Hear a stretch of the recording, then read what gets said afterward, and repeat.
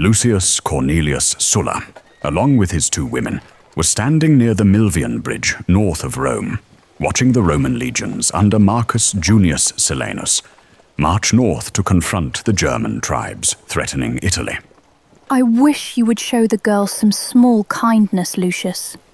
Julina asks after you every time I visit the Julii. Drop the subject, Clitty. I have no time to play nursemaid to a daughter of the Caesars.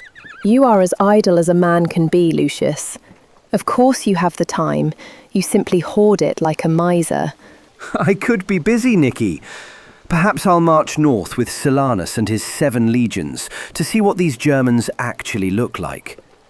Well, why don't you? They are right there.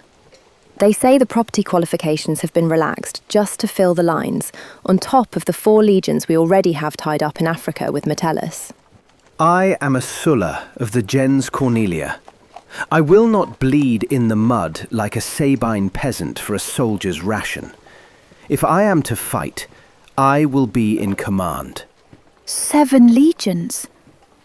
Where does the Republic find this endless well of manpower, Lucius? The men aren't the problem. The streets are full of those with nothing to lose. The problem is the coin to arm them. With the African war draining the treasury, the Senate has had to plunder the spoils of previous campaigns just to equip these men. Do you think Silanus will stop them, Lucius? They say in the market that the German horde moves like a wildfire, heading right for Rome. Gods know what will happen to us if they reach the gates. The Germans won't get anywhere near Rome. Silanus lacks experience in the field, but the men around him have skin like old leather. If he loses a battle, the men will regroup and the Senate will simply rally more. They'll force the Italian allies to send more men to fill the ranks if they have to. Do you feel a cold breeze, Lucius? Nicky, it's the height of summer. It's as stifling out here as a Subura tenement at noon. Perhaps you're right, Lucius. I think I will head back to the house and get some rest. I'm done here anyway. Let's go, Clitty. Back at home the next morning, Sulla was in his library, reading the letters that Julina always has her slave drop into the folds of his toga while he is out in public. The latest letter read, Lucius Cornelius, I find it curious that after 18 years of life, and nearly 2 of my own devoted attention, you still treat my regard as a passing fever. I have deferred several advantageous matches this past June by feigning a persistent weakness, which has left my father in a most useful state of indecision. He cannot present a daughter who appears so fragile, yet we both know I possess the strength to endure until you recognize what stands before you. You once called me a child, yet I have shown a constancy that would shame your so-called mature peers. Do not mistake my silence for helplessness. It is a form of command. I remain in my chambers, awaiting a man with the sense to see that a bed of sorrow may easily become a seat of influence. Come to me, Lucius Cornelius. Do not force me to remain ill longer than I must. She is persistent, I will grant her that. Barely a woman, yet she imagines she can wield the levers of power like a seasoned magistrate. The sound of approaching footsteps broke his focus. By their lightness, he knew it was Clitumna. Lucius, my dear, what could possibly occupy you in this gloom for so many hours? That is no concern of yours, Clitumna. Is it the letters? There is no need for such theatre. I have already seen them. You... Be at peace, Lucius. Anyone with eyes and a grain of wit could see the Julii girl has been smitten with you for a year, if not longer. I have kept my counsel. I have said nothing to Caesar. That is not my place. The girl has no shame. A full year has passed, and still she feigns this sickness. Has she no dignitas? Does she not consider the toll this deception takes upon her father's house? Young girls are strange creatures, Lucius, even those who claim descent from Venus. I was but 14 when I was first given in marriage. It is not uncommon for a girl to lose her heart to a man of years and standing. I loved my dear Marcus Junius Dexter with a rare intensity for all the 5 years I was under his hand. He was a man of virtue and very wise. Never was a harsh word spoken between us. I didn't know you were 14. My dear Lucius, you never asked. And how did your beloved Marcus Junius die? The fever. It was a ghastly affair. Thankfully, it lasted but 3 days. And that's when my father descended like a vulture. He was persistent, but he wasn't a monster. At least not in the beginning, Lucius. Just lazy and too fond of his wine. You were only 10 years old when I moved into this house. What does any of this have to do with Julina? Nothing, really. I only want to know what you intend to do about her. I haven't looked that far ahead yet. Do you love her? She's a girl who hasn't seen the world, but she carries a great name. If the censor hears I am compromising a daughter of the Julii, my political career is dead before it starts. I'll never sit in the Senate. Then you should go to Caesar. Put an end to it. Let her father handle his own daughter's discipline. Yes, you're likely right. Where is Nicopolis? I have not heard her voice all morning. She's still in bed. Said she wasn't feeling well this morning. It is nearly the 6th hour, Clitty. She is never this late to rise. You're right. Let us see to her. The two made their way to the bedroom, where they found Nicopolis in a bed of sweat. By the gods, Nicky, you are drenched. What? Lucius, is that you? This is no simple chill, Lucius. We must summon a medicus. Yes, send someone to fetch Athenodorus. Tell him to come immediately. 2 hours later, the physician, Athenodorus, was standing over Nicopolis, administering his diagnosis. The signs are clear, Lucius. Her skin is dry as papyrus, yet her pulse beats like a trapped bird. She was shivering in the noon sun not an hour ago. Could this be simple exhaustion? No, that was the rigor. This is a tertian fever, the marsh sickness. The Roman fever. Call it what you like. The heat is rising within her. If it climbs to the brain, she will not know your face. And the remedy? We must draw off the excess. I will bleed her, and she must take only barley water with vinegar. She is already thin enough to see the bone. You would drain her further? If we do nothing, the fever will take her by the 3rd day. Then do it now. Not while the heat rages. To cut her now would kill her. We wait for the turn, when the chill breaks and the sweat comes, at dawn. Then let us pray she lasts the night. Nicopolis did not see the dawn. By the time the household stirred, the fever had claimed her. Lucius Cornelius, my condolences. Thank you, Medicus. I do not understand. How did it happen so quickly?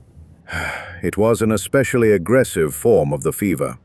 In my experience, it usually takes 3 to 4 days after the first symptoms appear to take hold. Nicopolis contracted a strain that took less than 2.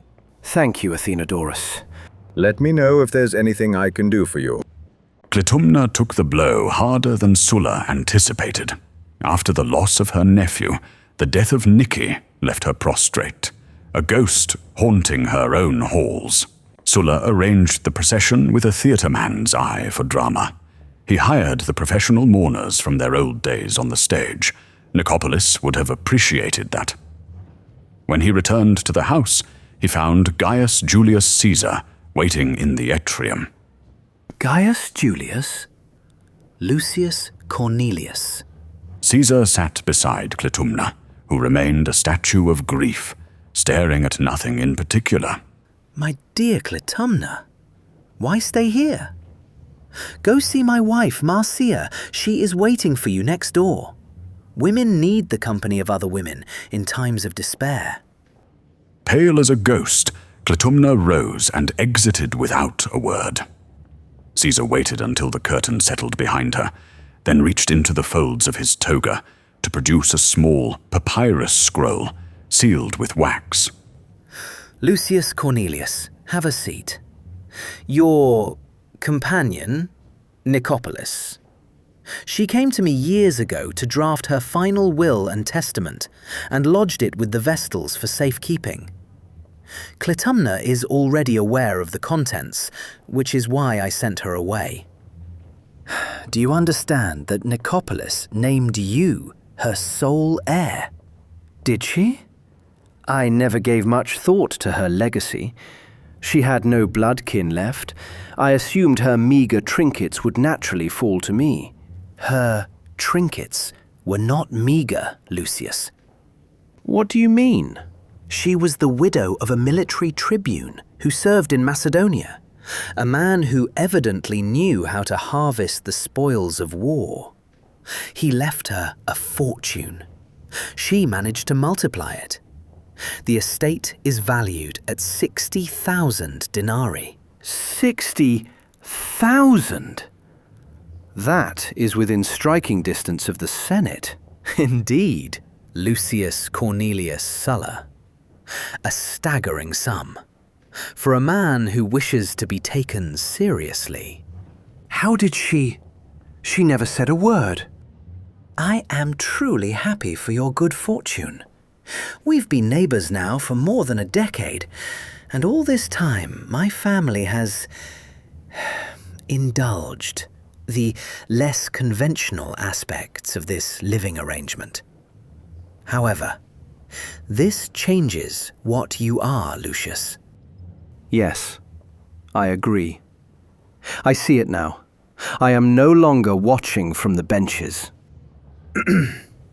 We shall commence the probate tomorrow. Meet me in the forum at the 2nd hour. I will guide you through the clerk's office myself. Thank you, Gaius Julius. Truly. Sulla sat in the silence for hours after Caesar departed. The house felt empty, yet heavy with possibility. The servants moved like shadows, terrified by the sudden shift in the master's gravity. Finally, Sulla whispered to the empty room. Lucius Cornelius, the gods have finally stopped laughing. This is the chance. The following morning, Caesar conducted the business with a chilling efficiency.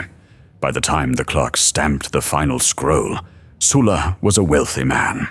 It was not enough for the highest honors of the state, but it was enough to pursue the first rung of the ladder.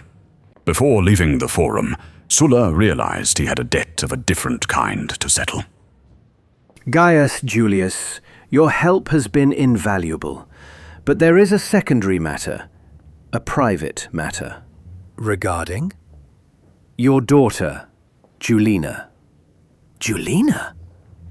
What business have you with my daughter? Have you even spoken to her? We have crossed paths while she walked with her attendants. Crossed paths? Nothing untoward has passed between us, I swear it, but the girl has developed a fancy.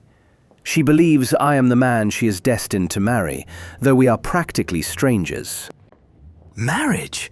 From where does a child get such a notion? Letters, Gaius Julius. She writes them in secret and has her servants stash them in the folds of my toga when I'm in the street. I never even see the girl's face, only the ink she leaves behind. Caesar took a slow, rattling breath, his knuckles white against his side. And do you reply? I have not written a single word in return. I see.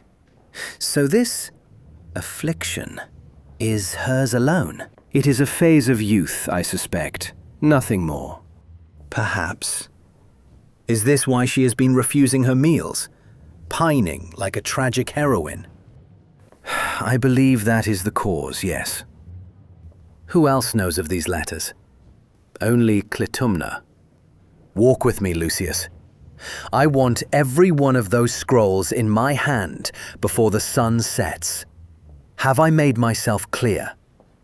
Perfectly, Gaius Julius. The walk back was a study in tension. Caesar maintained a mask of patrician dignity, but Sulla could feel the heat of the volcano beneath the surface.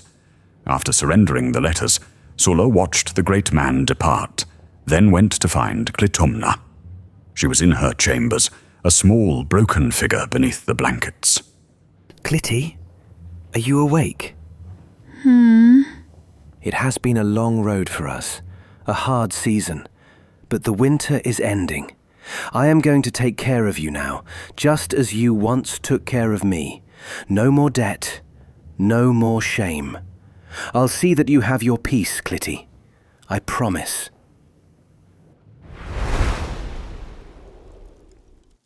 Gaius Julius Caesar did not return home with the warmth of a neighbor. He returned with the cold precision of a judge. He found his wife, Marcia, in their private chambers. Without a word, he cast a handful of papyrus scrolls onto her desk. They clattered like dry bones. Lucius Cornelius Sulla. Are you acquainted with the man? Of course, Gaius. He's our neighbour. He's a pauper with a name too heavy for his purse. Why do you ask? Because our daughter has decided to feed him her honor. He is the reason for this illness. These are her letters, many of them. Letters? To a theatre dweller? The shame of it. She mocks her own blood. She mocks the ancestors who watch from the atrium. Did he solicit this? Did that lecherous wretch trap her? No. Sulla gave me the truth in the forum. It was Julina who initiated the exchange. She approached him in the street. She has been playing a game of shadows beneath our very roof. She has debased the house of Caesar for a man who does not even want her. She starves herself to guilt a beggar into marriage. Has she no sense of who she is? She has forgotten. We will remind her. They moved to Julina's room. Her servant, Chrysias, took one look at Caesar's face, a mask of flint and iron, and fled into the hallway. Julina lay in her bed, pale and frail. But Caesar did not sit. He stood over her, his shadow stretching across her like a shroud. I will ask you once, daughter, and you will give me the truth of it. What is your business with the Cornelius? Julina saw the scrolls in her mother's hand. The tears began to fall, but they found no mercy in the room. Save the waterworks for the mourners. Is he the reason you refuse your bread? Yes, Tata. Look at me. Julina looked up. Caesar loomed over her, a figure of terrifying authority. Do you understand the machinery you have set in motion? For a year, this house has revolved around your whims. Doctors, priests, the anxiety of your mother, the questions of my colleagues in the Senate, all for a charade. For what, Julina? Give me a reason that does not insult my intelligence. I love him. Love? You know nothing of the word. You have used cunning and guile to trap a man who gave you no encouragement. You have acted like a common streetwalker of the Subura. Perhaps you have forgotten who I am. Marcia and Julina both flinched. The affable husband and father was gone. Only the paterfamilias remained. I am the law within these walls. There is no magistrate in Rome, no consul, no assembly that can stand between my hand and your life. If you were unchaste, I could end your breath this moment, and the law would bow to me. You have made this family your plaything. Your love almost cost Sulla his life. Had I found these letters on my own, My clients would have beaten him to death in an alley to scrub the stain from my name. Did your love consider that? I didn't mean... I just wanted his attention. I want to be his wife. You will be what I command you to be. This theatre is finished. You will eat what is set before you. You will regain your strength so that you may stand before Lucius Cornelius and apologize for the shame you brought to his doorstep. After that, I will find a husband for you. A man of my choosing, not a fancy born of a fevered mind. Have I made myself clear, Julina? Yes, Tata. Caesar turned and walked out, his stride echoing in the hall. Julina reached out for her mother, desperate for the comfort of a woman's touch, but Marcia drew back as if from a leper. You wanted to act as a woman grown, Julina. You concocted a scheme to steal a husband. Now live with the consequences of a woman's folly. Marcia followed her husband, leaving Julina alone in the silence. The following day, Caesar sat at his desk and composed a letter to Gaius Marius, his son-in-law who was with the legion in Africa. Gaius Julius Caesar to Gaius Marius. If you are in good health, I am glad of it. I am well. This unhappy business with my daughter is at last beginning to settle. I would like to say Julina has learned from it, but I doubt she has. We gave her affection, but not the habit of self-command. Where we erred, I cannot say. Whether the fault is ours, or born in her nature, I am deeply wounded, as is Marcia. The child suffers, and for now we keep our distance. If she is to profit from this, she must feel the full weight of her folly. Duty compelled me to call upon our neighbour, Lucius Cornelius Sulla, and offer a joint apology. I had Julina burn all the letters she sent him, but only after she read each foolish line aloud before her mother and me. It is a hard thing to be severe with one's own blood, yet nothing less would pierce her stubbornness. But enough of Julina. Graver matters move. You may be the first man in Africa to hear this news. Marcus Junius Silanus has suffered a disastrous defeat in the north at the hands of the Germans. More than 30,000 are dead. The survivors have scattered in panic. Silanus himself returned to Rome, softening the account to avoid a charge of treason. He may well succeed. The Centuriate Assembly is a tangled relic, easily navigated by a careful man. As for the Germans, after destroying a Roman army, they did not press south but turned back again. How does one reckon with such an enemy? We are uneasy, Marius. They will come again, and we have no better men to oppose them than Silanus. The Italian allies bore the worst of the losses, and their complaints already fill the Senate. I trust your campaign in Africa proceeds with more Roman discipline than Silanus showed. Write when you are able. Gaius Julius Caesar. Sulla awoke to a strange predicament. He was wealthy enough to be free of Clitumna, yet the weight of her years of protection felt like a shackle he couldn't quite slip. The previous evening, she had been nearly catatonic, repeating a single name over and over. Bassus. Bassus, the man Sulla had eased into the afterlife years ago when he became a liability.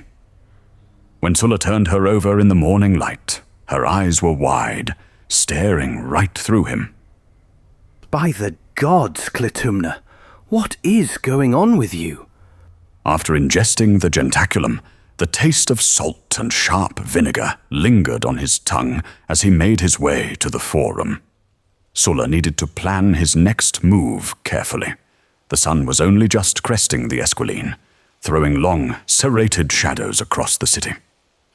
Sulla climbed the Clivus Capitolinus. The morning mist clung to the Tiber like a shroud. He stood at the summit, looking down at the Curia, the house of the Senate. The 60,000 denarii from Nicopolis was a seed, but he needed 3/4 more to cross the threshold. He entered the temple of Jupiter, Optimus Maximus. He didn't come as a supplicant, but as a man presenting a ledger. You opened the door, Great Father. You took Nicopolis when her time was spent. I now see the way forward. I must embrace my destiny to become the first man in Rome and honor my ancestors. His mind was no longer on the gods, but on a small, lacquered box hidden beneath the floorboards of his study. He had carried that Sabine powder back from the hills years ago, a souvenir from the night he had dealt with Bassus. It was a dark, fine dust that smelled faintly of bitter almonds and damp earth. He had kept it out of a cold, lingering instinct, the knowledge that in a city like Rome, one never truly finishes with the art of the end. Sulla measured out the Sabine powder and stirred it into the decanter until the wine held the secret of the grave. When the hour of the midday meal arrived, he went to Clytumna's chambers. She was a hollowed-out shell, drifting in and out of the waking world, but she offered a frail nod when he spoke her name. Sulla beckoned for the steward Phaedrus, his voice a calm mask of domesticity, and commanded the steward to set the table for 2. He escorted Clytumna to the dining room and sat her beside him. It has been a terrible few days, Clytumna, I admit. The death of Nicopolis grieves me as well, though I had no idea you were so fond of her. She was my only friend left, after the death of Bassus, and of course you, Lucius. Well, Nicopolis, Bassus, and everyone else you love are waiting on the other side of the river for you. Have they been reaching out to you in your dreams? It will be a quiet crossing, eventually. No more grey mornings, no more pain. Last night, my first husband Marcus came to me in my dream. He told me to pack my things. He was going to take me to our villa that I so dearly love in Circe. It's perched high on a cliff. From there you can see the vast, endless sea. You did tell me that Dexter was a wise man. I suppose I have him to thank as well for all of these years that you have looked after me. I think Marcus would have liked you, my dear Lucius. I have no doubt, Clytumna. Have you tried the wine? It's a Falernian from the Epimium Hills. I just purchased it yesterday. Falernian? Why, someone is doing well. But you know I don't care for Falernians. Just too bitter. This one tastes fine, Clitty. I assure you. For a brief moment, he saw it clearly. The cup in her hand, the never-ending silence that would follow. And something deep within him wanted to strike it from her grasp. But he did not. Clytumna took a couple of sips of wine, sloshing it around in her mouth to imbibe the flavor, sealing her own fate in the process. That was refreshing. I think I will join you for a quiet hour in bed. Sulla found Clytumna already beneath the linens when he returned. He shed his clothes and pressed against her, his skin cold compared to the feverish heat of her grief. Though her spirit was elsewhere, she moved with the hollow obedience of a long-shared habit, and they lay together one final time. An hour later, Sulla rose. He dressed in silence, the weight of the morning's work settling behind his eyes like lead. He found Phaedrus in the corridor. Phaedrus, have Bithy pack my things, and tell Lycos he rides with me. The air of Rome has become a poison. I can no longer breathe in this house of mourning. I'm going to the villa at Circe for a week of quiet. Look after Clytumna while I am gone. She is resting now and has no stomach for dinner, so do not disturb her. Tomorrow, at first light, you may bring her a meal. Yes, master. I will do as instructed. He left Rome that same day. By the time the messenger found him at Circe, Clytumna was already dead. Sulla returned at once. It was not a servant who met him, but the steady, watchful gaze of Gaius Julius Caesar. Lucius Cornelius, I offer my condolences. Your household grows cold quite suddenly. 2 deaths in as many weeks. Do not trouble yourself over the arrangements. I took the liberty of organizing the procession myself. It is the least a neighbor can do. I am in your debt, Gaius Julius. Your kindness is a rare thing in these dark days.